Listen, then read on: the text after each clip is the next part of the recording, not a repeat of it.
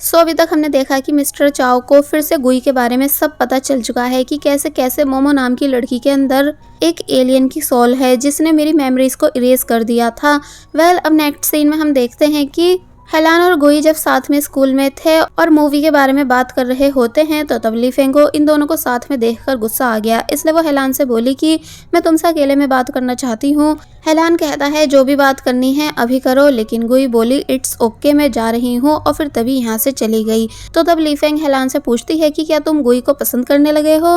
हेलान बोला कि वो मेरी अच्छी दोस्त है। तो तब ली फेंग कहती है कि एमी भी तो तुम्हारी अच्छी दोस्त थी जिसे अब तुमने इग्नोर करना शुरू कर दिया। हेलान बताता है कि एमी खुद मुझसे ये कहकर गई है कि मैं उससे कोई कांटेक्ट नहीं करूं। तो तब ली फेंग ने बताया कि एमी ने तुम्हें एक बार कॉल की थी लेकिन तुमने उसकी कॉल का आंसर नहीं दिया था, तुम बहुत ही बुरे हो, और फिर तभी यहाँ से चली गई। डिंगनान हेलान के पास आया और पूछने लगा कि क्या सच में एमी ने तुम्हें कॉल की थी। तो तब हेलान कुछ नहीं बोलता और जब घर आकर मोबाइल चेक करता है तो वाकई में एमी की मिस कॉल आई हुई थी। जो बात हेलान को पता नहीं थी वो एमी को कॉल बैक करता है, लेकिन इस बार एमी की साइड से कोई आंसर नहीं आता। अब नेक्स्ट सीन में हम देखते हैं कि यूचन हेलान से आकर मिला और बताने लगा कि मैं सब सब्जेक्ट्स में 0 हूँ और तुम सभी सब्जेक्ट्स में अच्छे हो, इसलिए क्या प्लीज़ तुम मेरे ट्यूटर बन सकते हो। हेलान कहता है लेकिन तुम तो मेरे सीनियर हो और मैं जूनियर। तो तब यूचन बोला कोई नहीं, मैं तुम्हारी क्लास की बेसिक सीख लूँगा, वही मेरे लिए बहुत होगी। तो तब हेलान मान जाता है। फिर अब हमें इन तीनों को साथ में स्टडी करते हुए दिखाया जाता है, यानी हेलान के साथ साथ गुई भी यूचेन की स्टडी में हेल्प करवा रही है। दोनों मिलकर यूचेन को पढ़ाते हैं और पूरे पूरे दिन साथ में रहने लगते हैं। तीनों ही स्कूल में फेमस थे, इसलिए जब साथ में चलते थे तो तब स्टूडेंट्स इन्हें देखते रह जाते थे। और बस फिर बहुत दिनों तक ऐसा ही चलता रहा, यानी तीनों पूरे पूरे दिन साथ में रहने लगे एंड स्टडी के साथ साथ इंजॉय भी करते हैं, जिस वजह से अब तीनों की दोस्ती और भी ज्यादा गहरी हो चुकी थी। यूचन भी धीरे धीरे करके फाइनली अपने मार्क्स अच्छे कर लेता है, जो बात जब उसके पेरेंट्स को पता चली तो वो भी ये चीज़ देखकर बुरी तरह शॉक रह गए, यानी उन्हें यकीन ही नहीं आ रहा होता है कि भला यूचेन स्टडी में इतना अच्छा कैसे हो सकता है।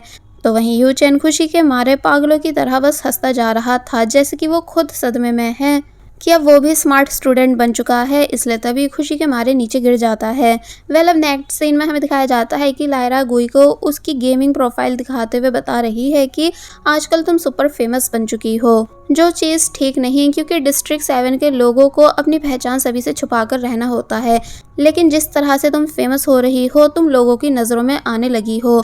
गुई चिढ़ने लगी कि गेम खेलकर ही तो मुझे अपनापन से फील हो रहा है और तुम ये चीज़ भी मना कर रही हो। तो तब लायरा कहती है कि वो बात नहीं है, मतलब मैंने देखा है कि तुम गेम खेलते टाइम अपनी टीम को इंसानों के लॉजिक से अलग हटकर कमांड करती हो, मतलब किसी को भी कुछ समझ नहीं आता कि तुम एंड में करने के वाली हो, यानी तुम अपनी यूनिक स्ट्रेटजी से गेम जीत जाती हो। दुनिया में बहुत से बुरे लोग हैं जिन्होंने अगर तुम्हारी इस बात को नोटिस कर लिया तो तुम्हारे लिए प्रॉब्लम्स खड़ी हो जाएंगी। अभी तुम छोटी हो इसलिए बात को समझ नहीं रही हो, लेकिन हमें कभी कभी अपनी खासियत को दुनिया से छुपा कर रखना चाहिए। तो तब गुई कुछ सोचती है, फिर बोलती है कि ठीक है, मुझे बस एक बार चैंपियनशिप जीतने दो, उसके बाद मैं सभी के सामने आकर गेम्स खेलना छोड़ दूंगी।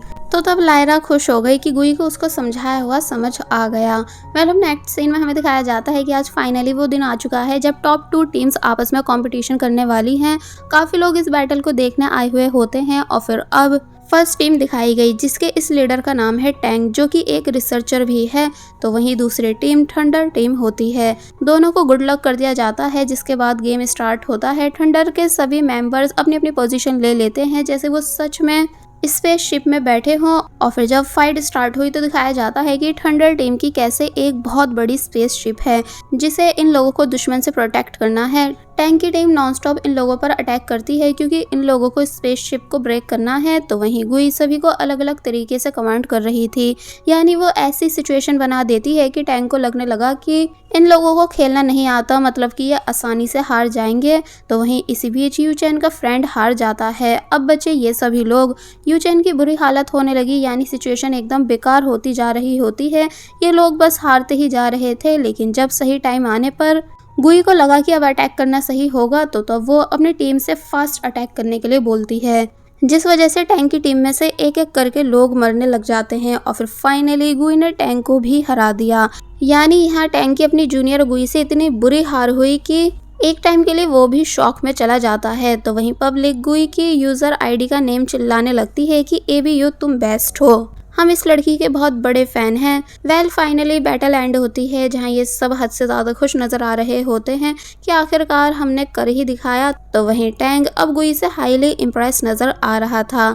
अब बारी आई ट्रॉफी लेने की, जो लेने से पहले टैंग की टीम इन सभी से हैंडशेक करने के बाद और कॉन्ग्रेचुलेशन बोलते हुए यहाँ से चली जाती है। फिर फाइनली इनको ट्रॉफी दे दी गई, जो लेकर ये सभी काफ़ी ज़्यादा खुश नज़र आते हैं, स्पेशली यूचेन क्योंकि उसका ड्रीम जो पूरा हो चुका है।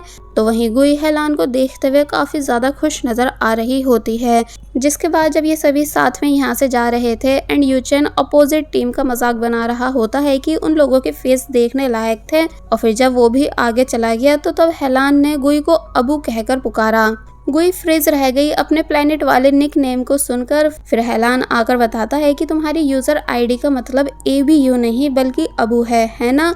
तो तब गुई हैरानी के साथ बताती है कि किसी ने बहुत टाइम के बाद मुझे मेरे निकनेम से पुकारा है। तो तब हेलान भी बताने लगा कि मेरा निकनेम भी चैन चैन हुआ करता था, जिसको सिर्फ मेरी मॉम पुकारा करती थी, और अब जब से वो इस दुनिया से गई हैं तो मुझे इस नाम से कोई नहीं पुकारता।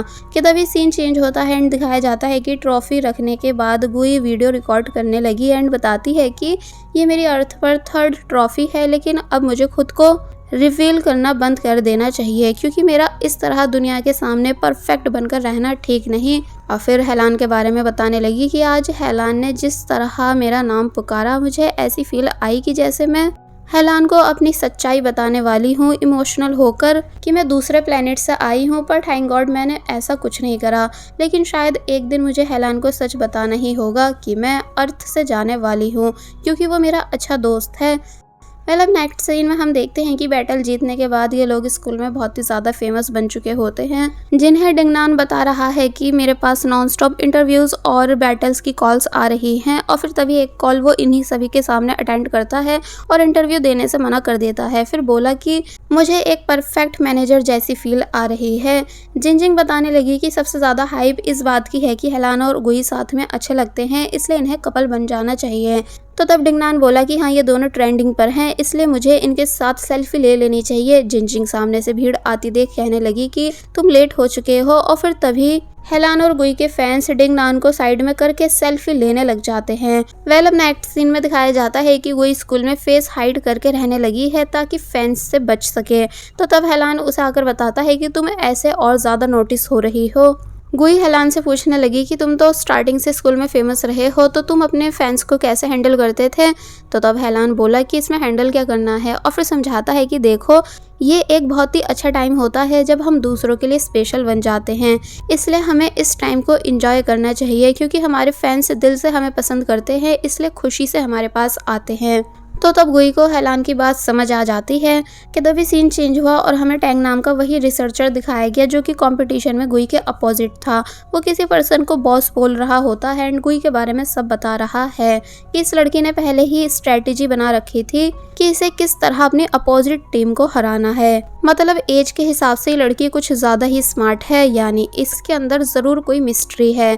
तो तब टैंग का बॉस बोला कि इस लड़की पर नज़र रखो। बाय द वे टैंग का बॉस कौन है ये अभी हमें बताया नहीं गया है। वेल अब नेक्स्ट सीन में हम देखते हैं कि जिंजिंग गुई को सिंगिंग फेस्टिवल में पार्टिसिपेट करने के लिए फोर्स कर रही है, ये बताकर कि तुम तो सब चीज़ों में बेस्ट हो, इसलिए सिंगिंग भी आराम से कर लोगी। लेकिन गुई साफ मना कर रही होती है, ये कहकर कि माना मैं हर चीज़ में अच्छी हूँ लेकिन गाना गाने में बिल्कुल भी अच्छी नहीं हूँ, यानी मुझे ये आता ही नहीं है, इसलिए तुम प्लीज़ मुझे फोर्स मत करो। लेकिन जिंजिंग मानती ही नहीं कि तुम ट्राई तो करके देखो, मुझे पूरा यकीन है कि तुम ये भी कर लोगी। कि तभी सीन चेंज हुआ और दिखाया गया कि जिंजिंग गुई को सिंगिंग प्रैक्टिस कराने लेकर आई है, लेकिन गुई इतनी गंदी सिंगिंग कर रही थी कि जिंजिंग भी शॉक रह गई, इसलिए बाहर आकर कहने लगी कि तुम्हें तो वाकई में सिंगिंग नहीं आती, लेकिन पूरा स्कूल चाहता है कि तुम सिंगिंग करो। तो तब गुई बोली कि मैं तो तुम्हें पहले बता रही थी कि ये काम मुझसे नहीं होगा, प्लीज़ मेरी जगह तुम सिंगिंग कर लो। तो तब जिंजिंग कहती है कि नहीं, क्योंकि मेरे स्टेज पर जाते ही लोग मुझे भगा देंगे, इसलिए मुझे तुम्हें ही सिंगिंग करनी सिखानी होगी। कि तभी सीन चेंज हुआ और हमें हेलान को दिखाया गया, जो कि जब स्कूल से घर जा रहा था वॉक करते हुए, तो तब एक कार उसे फॉलो कर रही होती है। काफी देर तक हेलान को कुछ पता नहीं चलता, लेकिन जब वो एक लड़की से टकराया तो तब पीछे मुड़कर कार के अंदर उसी लेडी यानी अपनी मॉम को देख लेता है, जिन्हें वो ऑलरेडी 2 बार देख चुका था। इसलिए हेलान ने भागकर कार को रोकने की कोशिश की, क्योंकि वो समझ चुका है कि ये उसकी मॉम ही है। कि तभी कार के सामने कुछ आ जाता है, जिस वजह से कार फाइनली रुक गई एंड हेलान ने अपनी मॉम को पकड़ लिया। यानी वो जब जब अपनी मॉम को देखता था वो रियल में देखता था, ना कि इमेजिनेशन में। मतलब कि हेलान की मदर जिंदा है, जो कि हेलान को देखकर उसे उसके निकनेम से पुकारने लगी कि चैन चैन। कि तभी सीन चेंज हुआ और हम देखते हैं कि ये दोनों साथ में बैठे हैं, जहाँ हेलान गुस्सा करने लगता है कि इसका मतलब डैड और आप दोनों ने मिलकर मुझसे झूठ बोला था। क्या मैं कोई खिलौना हूँ जो आप दोनों मेरे साथ खेल रहे थे? तो तब मदर बताती हैं कि मैं तुमसे मिलना चाहती थी, लेकिन तुम्हारे डैड मुझे कभी तुमसे मिलने नहीं देते थे। उन्होंने मुझे ज़बरदस्ती तुमसे दूर यूएस भेज दिया। मैंने बहुत कोशिश करी कि मैं तुम्हें भी अपने साथ यूएस लेकर जा सकूं, लेकिन तुम अपने फादर को जानते हो ना कि वो कितने ज़िद्दी हैं।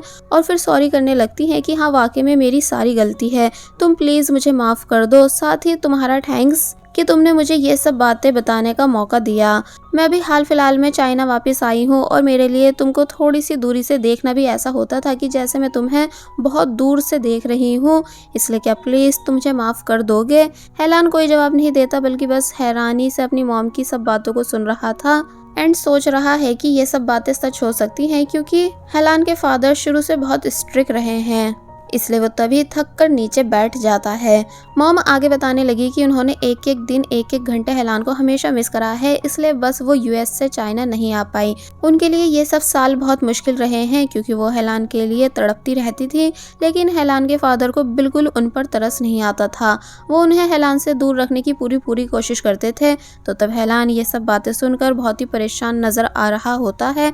मतलब कि शायद उसने अपनी मॉम की सभी बातों पर यकीन कर लिया है, और साथ ही मॉम हेलान से अब उनके साथ रहने के लिए बोल रही हैं। सीन चेंज होता है और अब हमें हेलान के फादर दिखाए गए, जो कि हेलान का लेटर रीड कर रहे हैं, जिसमें हेलान ने लिखा है कि जब मैं 9 साल का था तो तब आपने मुझे मेरी मॉम से दूर कर दिया था, लेकिन अब मैं 17 साल का हो चुका हूँ, इसलिए खुद डिसाइड कर सकता हूँ कि मुझे कहाँ और किसके साथ रहना है। यानी कि मैं मॉम के साथ रहने जा रहा हूँ, प्लीज़ मुझे रोकने की कोशिश मत करना। तो तब ये लेटर रीड करने के बाद हेलान के फादर परेशान होने लगे, यानी उन्हें बहुत ही ज़्यादा गुस्सा आने लगा। और बस फिर इसी सीन के साथ ये पार्ट यहीं पर एंड हो जाता है।